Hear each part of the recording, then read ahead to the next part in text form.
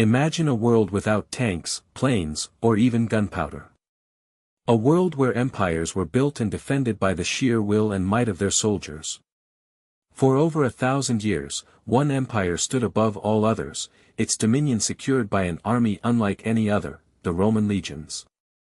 But these weren't born warriors, they were often simple farm boys, plucked from their fields and thrust into a crucible of steel and sweat.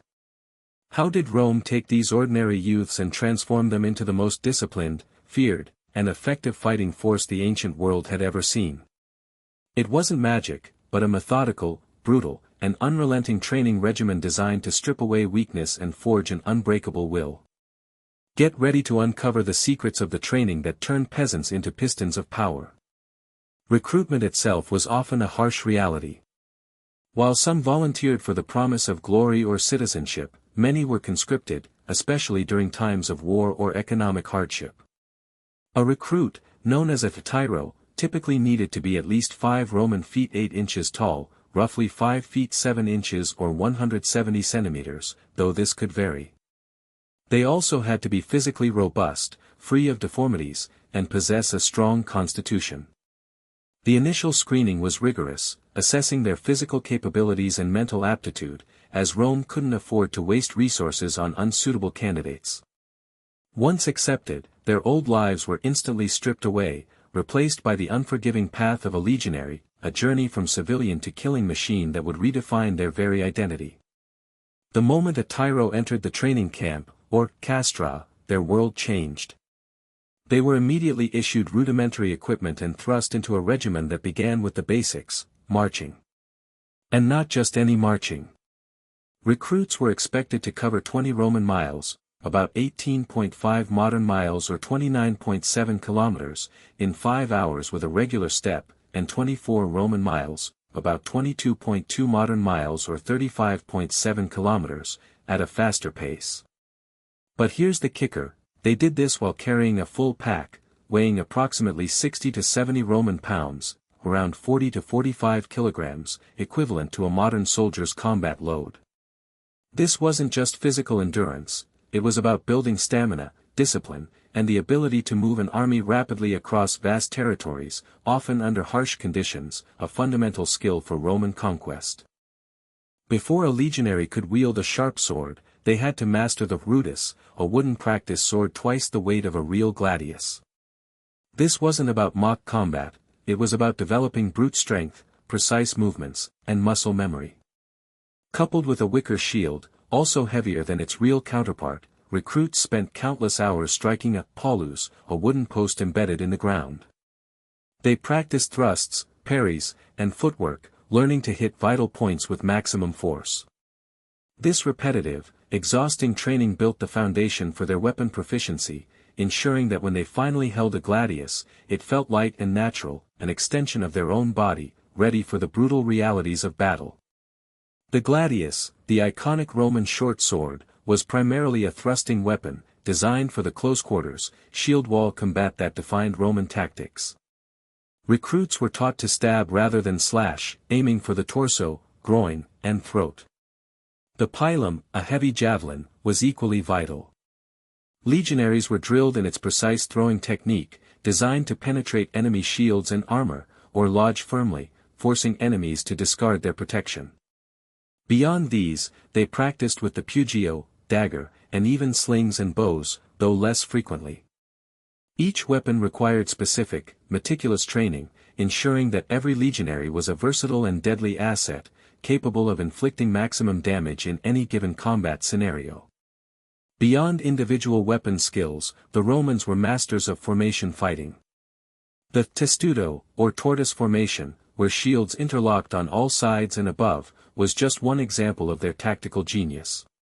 Recruits spent endless hours drilling these complex maneuvers, learning to move as a single, cohesive unit. Every man had to know his place, trust his comrades, and react instantly to commands. This demanded not just physical coordination but an almost telepathic understanding of their unit's movements. This rigorous, repetitive drill transformed a collection of individuals into an unbreakable phalanx, capable of withstanding charges, advancing relentlessly, and projecting an aura of terrifying invincibility on the battlefield. The centurion was the backbone of the legion, a seasoned veteran responsible for the training, discipline, and welfare of his century. These officers were not just leaders, they were drill sergeants, mentors, and often, brutal enforcers. They carried a vitis, a vine staff, which they weren't shy about using to mete out instant physical punishment for any infraction, no matter how minor. This harsh discipline was not just about obedience, it was about instilling an unshakable adherence to orders, even in the chaos of battle. Fear of the centurion, coupled with the desire for approval, forged a steel resolve in every recruit, ensuring that commands were followed without question, a critical element for Roman military success. Life in the Castra, the Roman military camp, was a constant cycle of rigorous physical activity. Beyond weapon drills and marches, recruits engaged in intense physical conditioning. This included running, jumping, swimming, and even mock combat exercises designed to simulate real battle conditions. They dug trenches, built fortifications, and learned vital engineering skills essential for constructing temporary camps every night on campaign. These activities weren't just about building muscle, they honed agility, stamina, and resilience, ensuring that every legionary was not only a fighter but also a builder, capable of sustaining themselves and their army in any environment, reflecting the Roman emphasis on practicality and self-sufficiency. Beyond physical prowess, Roman training heavily emphasized mental fortitude and resilience. Recruits were deliberately exposed to discomfort and hardship, meager rations, long marches in adverse weather, and constant psychological pressure from their superiors. This wasn't cruelty for its own sake, but a calculated method to harden their minds, making them accustomed to the privations and terrors of war. They learned to endure pain, fear, and fatigue, understanding that their survival, and that of their comrades, depended on their ability to push past perceived limits. This mental conditioning transformed them into psychologically robust soldiers, less likely to break under the immense stress of combat. The transition from tyro to fully fledged legionary was gradual, taking months, sometimes even a year or more. Only when a recruit demonstrated absolute proficiency in all aspects of training, marching, weapon handling, formation maneuvers, and unwavering discipline, would they be deemed ready. This culmination was not a single graduation ceremony but a continuous assessment by their centurion and senior officers. Once deemed a true legionary, they received their official armor and a gladius, signifying their transformation from an ordinary civilian into a hardened warrior, a cog in the mighty Roman war machine, ready to face the world's most formidable enemies and uphold the glory of Rome. The effectiveness of this brutal training was undeniable. Roman legions consistently defeated numerically superior forces, conquered vast territories, and maintained an empire for centuries. Their success wasn't solely due to superior technology, but overwhelmingly to the meticulous, relentless preparation of their soldiers. Every thrust of the gladius, every disciplined formation, every grueling march was a testament to the training that turned ordinary men into extraordinary warriors. This system forged not just individual fighters, but a cohesive, disciplined, and utterly ruthless fighting force that reshaped the ancient world, leaving an indelible mark on military history. But the training didn't stop once a recruit became a legionary. Continuous drill and physical conditioning were integral to military life. Even veteran soldiers maintained their skills through regular exercises, mock battles, and endless practice of formations. This perpetual state of readiness ensured that the legions remained sharp, adaptable, and always prepared for the next conflict, whether defending borders or embarking on new conquests.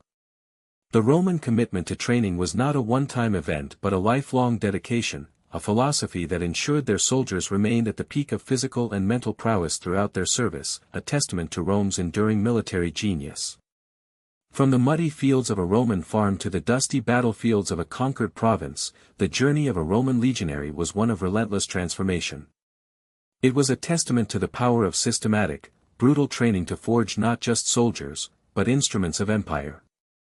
The lessons learned by these ancient warriors, discipline, endurance, teamwork, and unwavering resolve, still resonate today, informing modern military doctrines around the world. The legacy of their training is a powerful reminder that true strength often comes from the most arduous trials. What aspect of Roman legionary training surprised you the most? Share your thoughts in the comments below, and don't forget to like and subscribe for more insights into the ancient world.